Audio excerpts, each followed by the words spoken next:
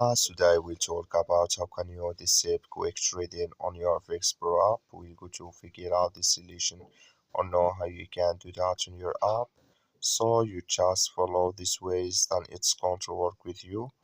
All you have to do, so you just go down here, you click here on more down here, and just click here on more.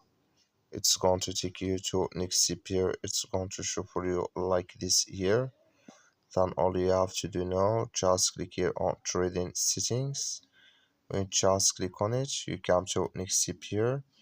You come here to quick trading here.